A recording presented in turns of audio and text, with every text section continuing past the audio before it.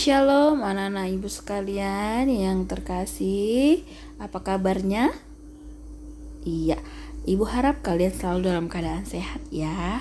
Nah, kita kembali berjumpa dalam pendidikan agama Kristen untuk minggu ini.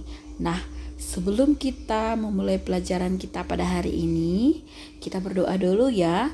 Kalian masing-masing di rumah silahkan berdoa. Doa dimulai.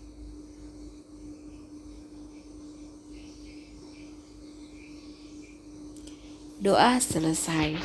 Nah, anak-anak ibu, di bab 2 kali ini kita akan belajar mengenai perjalanan misi. Iya. Oke? Nah, jadi sumber kita itu dapat kita lihat di dalam Kejadian 11 ayat 1 sampai 9, Kejadian 12 ayat 1 sampai 3, dan Kisah Para Rasul 9 ayat 1 sampai 19. Nah, nanti kalian boleh buka Alkitab kalian dan boleh membacanya ya.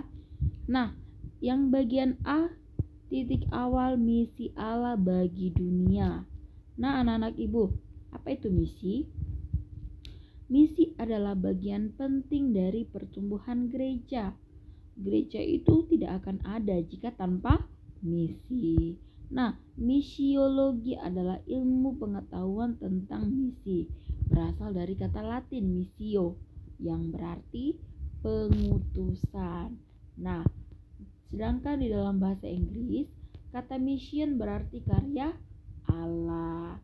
Nah, kalau kita rangkum semuanya itu, misi itu adalah tugas yang dipercayakan Allah kepada setiap orang percaya untuk memberitakan Injil kepada semua orang. Iya, ini merupakan titik awal bagaimana misi Allah bagi dunia, yaitu dengan bermisi.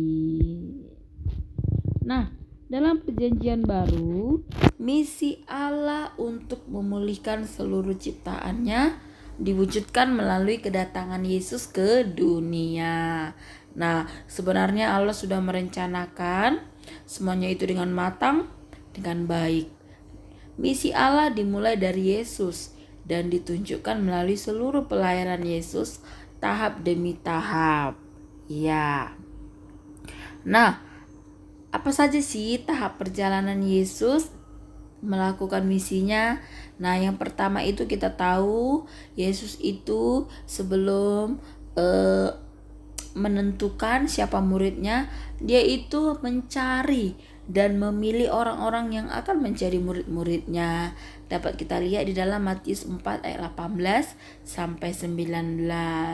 Nah, untuk murid yang pertama ini kita masih ingat ya, ketika Yesus berjalan menyusuri danau Galilea, dia melihat dua orang bersaudara, Simon Petrus dan Andreas. Nah, di sini Yesus mengatakan kepada mereka, "Mari ikutlah aku." Nah, pemilihan ini sama ketika Allah memilih bangsa Israel sebagai umat pilihannya. Oke, nah tahap kedua yaitu proses pemuritan. Setelah Yesus tadi memilih murid-muridnya semua, maka terjadilah proses pemuritan.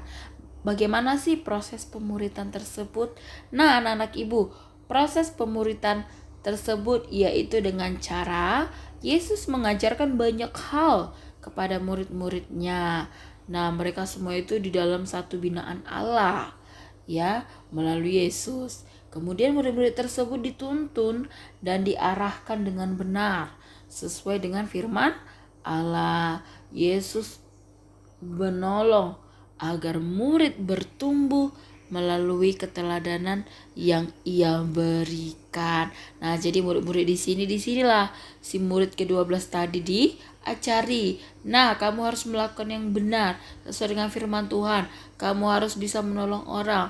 Kamu harus menjadi teladan. Nah, kira-kira seperti itulah ya proses pemuritannya.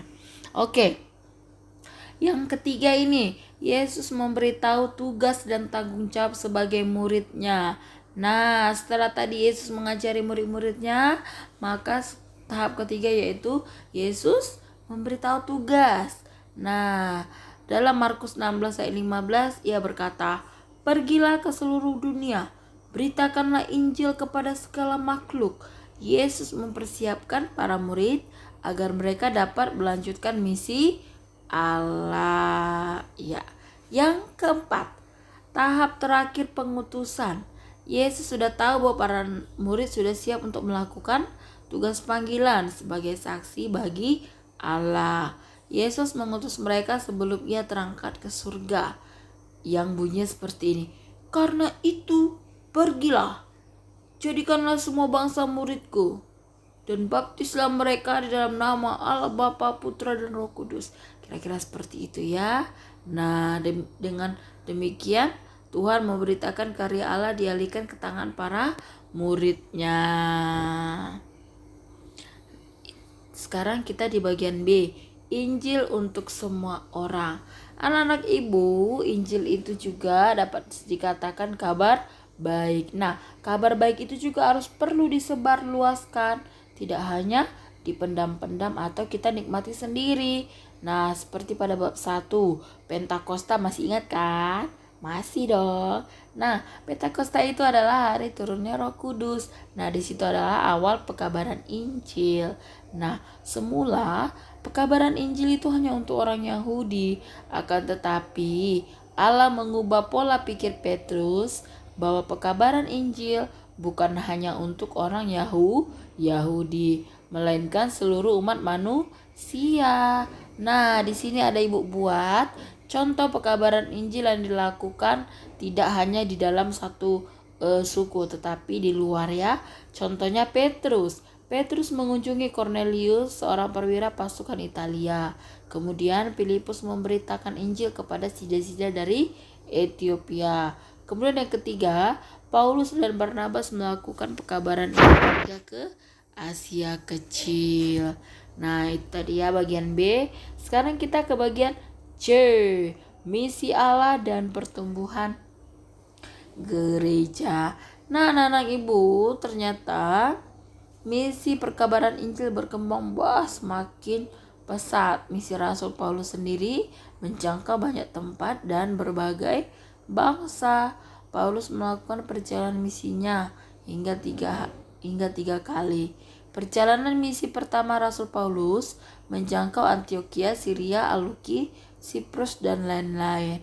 Silakan kalian baca Kisah Para Rasul 13 ayat 1 sampai 14, kemudian pasal 28.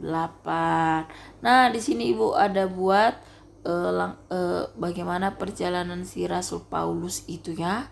Nah, dalam misi pekabarannya, Paulus melakukan perjalanan bersama Silas, Timotius, dan Lukas. Kemudian di Makedonia mendirikan komunitas Kristen pertama.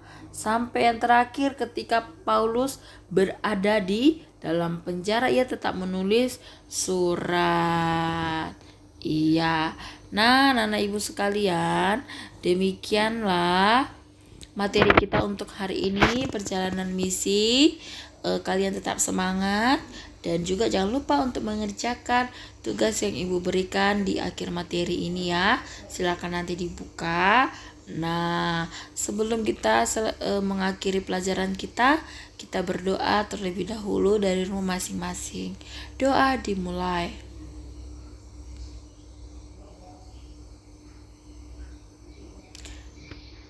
Doa selesai. Nah, anak ibu, terima kasih buat waktu kalian. Tetap semangat, jaga kesehatan, kerjakan dengan baik, dan jangan lupa berdoa ya. Tuhan Yesus memberkati. Shalom.